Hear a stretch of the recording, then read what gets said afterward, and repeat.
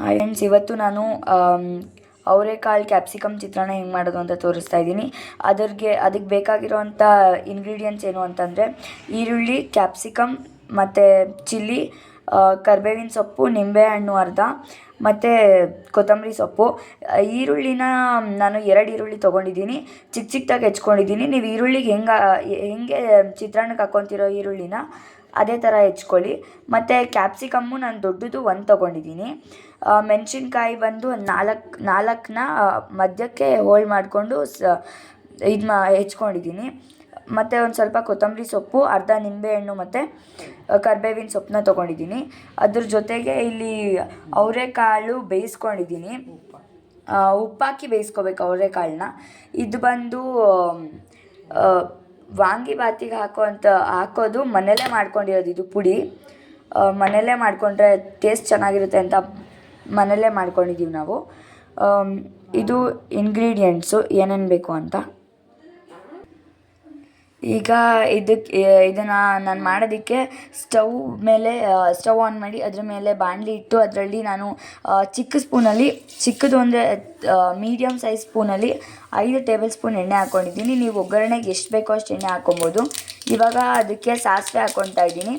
ಸಾಸಿವೆ ಎಣ್ಣೆ ಕಾದ್ಮೇಲೆ ಸಾಸಿವೆ ಹಾಕ್ಕೊಂಡಾದ್ಮೇಲೆ ಅದೆಲ್ಲ ಆದಮೇಲೆ ಜೀರಿಗೆ ಹಾಕ್ಕೊಂಡು ಆಮೇಲೆ ಕಡಲೆಬೇಳೆ ಹಾಕ್ಕೋಬೇಕು. ಕಡಲೆಬೇಳೆ ಹಾಕ್ಕೊಂಡಾದ್ಮೇಲೆ ಉದ್ದಿನಬೇಳೆ 1.5 ಟೇಬಲ್ ಸ್ಪೂನು.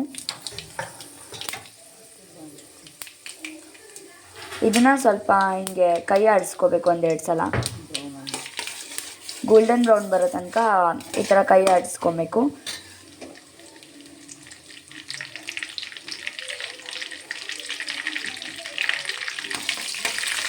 ಇದನ್ನು ಲೋ ಫ್ಲೇಮಲ್ಲೇ ಮಾಡಬೇಕು ನೀವು.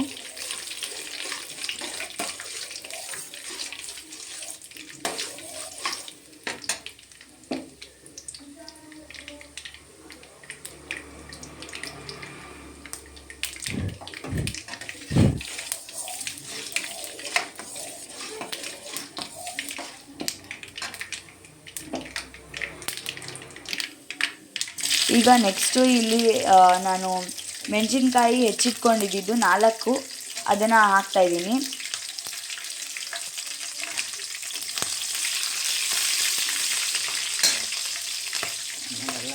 ನೆಕ್ಸ್ಟು ಈರುಳ್ಳಿ ಹಾಕ್ಕೊತಾ ಇದ್ದೀನಿ.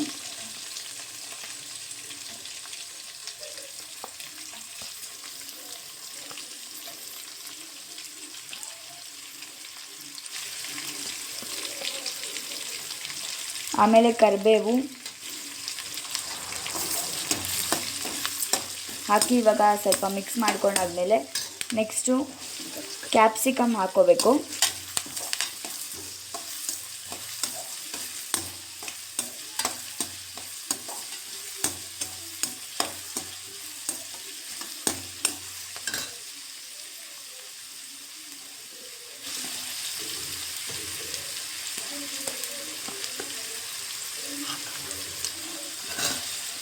ಈಗ ಕ್ಯಾಪ್ಸಿಕಮ್ ಹಾಕ್ಕೊಳ್ತಾ ಇದ್ದೀನಿ.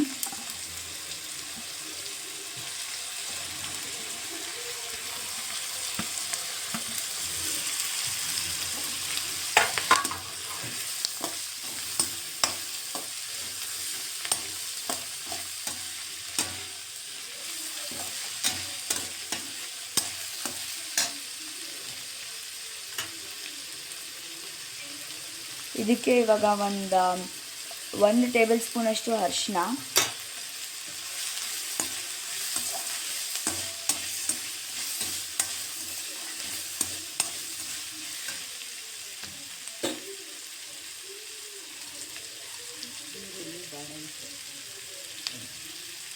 ಇದಕ್ಕೆ ಸ್ವಲ್ಪ ರುಚಿಗೆ ಎಷ್ಟು ಬೇಕೋ ಅಷ್ಟು ಉಪ್ಪು ಹಾಕ್ಕೋಬೇಕು. ಏನಕ್ಕೆ ಅಂದರೆ ಈರುಳ್ಳಿ ಬೇಗ ಬಾಡಬೇಕು ಅಂತ. ಇದೆಲ್ಲ ಹಾಕ್ಕೊಂಡು ನೀಟಾಗಿ ಮಿಕ್ಸ್ ಮಾಡ್ಕೋಬೇಕು.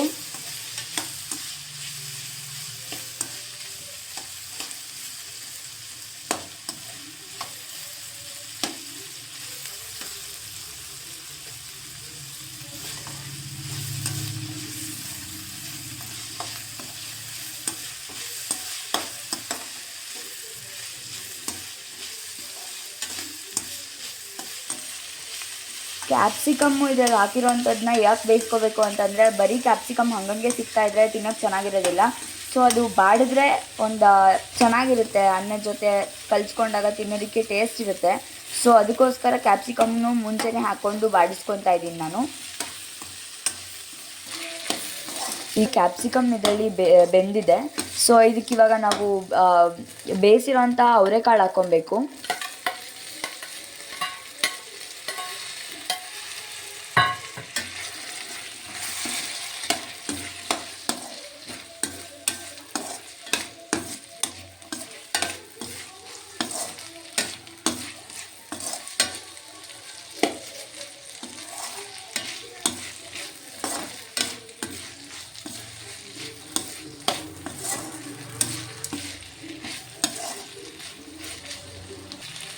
ಈಗ ನೆಕ್ಸ್ಟ್ ಇದಕ್ಕೆ ಮನೆಯಲ್ಲೇ ಮಾಡ್ಕೊಂಡಿರೋಂಥ ವಾಂಗಿಬಾತಿನ ಪುಡಿ ಹಾಕೋಬೇಕು. 1 ಸ್ಪೂನು, 1 ಟೇಬಲ್ ಸ್ಪೂನು ದೊಡ್ಡ ಸ್ಪೂನಲ್ಲಿ. ಇದನ್ನು ಈಗ ಗೊಜ್ಜು ಮಾಡಬೇಕಾದ್ರೂ ಒಂದು ಸ್ವಲ್ಪ ಹಾಕ್ಕೋಬೇಕು, ಮತ್ತು ನೀವು ಅನ್ನಕ್ಕೆ ಕಲಿಸ್ಬೇಕಾದ್ರೂ 1 ಸ್ಪೂನ್ ಹಾಕ್ಕೊಬೇಕಾಗುತ್ತೆ.